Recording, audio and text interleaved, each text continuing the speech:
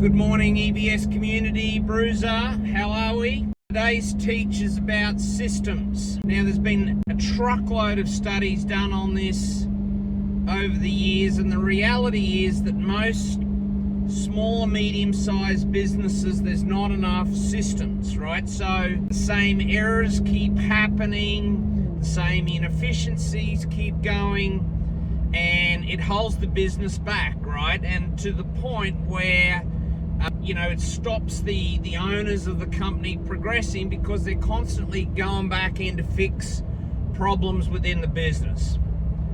Now, one of the great mentors that I've followed over many years, he's gone to heaven now, is a guy called Edwards Deming. And he did a lot of studies back in the 50s, 60s, 70s of the last century, and came up with a stat which I teach all the time. We teach here at Entrepreneurial Business School, and that is that when there's a problem in a business, when there's an error, when there's a miss, when there's something that's gone wrong that shouldn't have, 94% of the time it's because the system was the problem.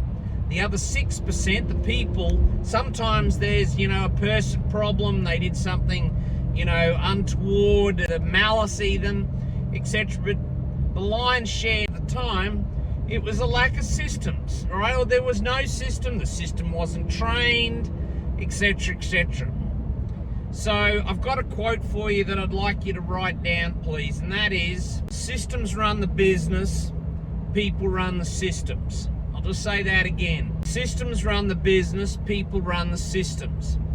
Now, if you take an example like McDonald's, now, whether you like their products or not, it's not a teach on health here, it's a teach on the business, right? You think about that. Most McDonald's, the small ones, their sales revenue, their turnover is like 4 or 5 million per annum. The big ones are like 25 to 30 million dollars. Now, think about this.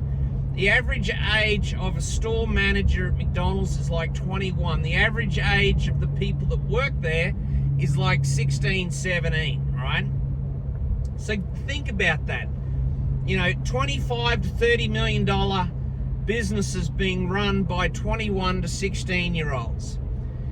Now, that can only happen when you've got amazing systems. If you don't have amazing systems, right, we wouldn't even know about McDonald's if it wasn't for the amount of systemization that they've done in that particular business. So I'm going to hit you with a question. What are the systems that you need to put into your business to get it running more efficiently? Now, here's a kind of a shopping list. For me, I would analyze your business and look at the place, the area, the department that you have the most repeated problems. So if you're constantly having a problem on the sales side or the marketing or very much on the operations side, it's like, well, you got to pinpoint the system or the area that needs the biggest system to start with. So identification is number one. Number two is, well, who's going to write that? Who's going to do the system? Now, a lot of people think that it has to be a written thing. It needs to be in the system's Bible, so to speak. Doesn't, right? I find these days audios, in particular videos, are very great systems. So I would encourage you to go, what format we're going to do that in. Number two is finding out who's actually going to do it. A lot of the time, the business owner is not the best person to be able to do that, right? They don't have the brain power, the bandwidth, the level of detail that's needed. So finally, everyone, systems run the business, people run the systems. Go think about that, go evolve this, and let me leave you with a final point here. When you go to sell your business, if it's all systemized and you can demonstrate that to an incoming buyer, you're going to get a higher multiple, a higher value of exit price. Go and prove your systems. Have a great day.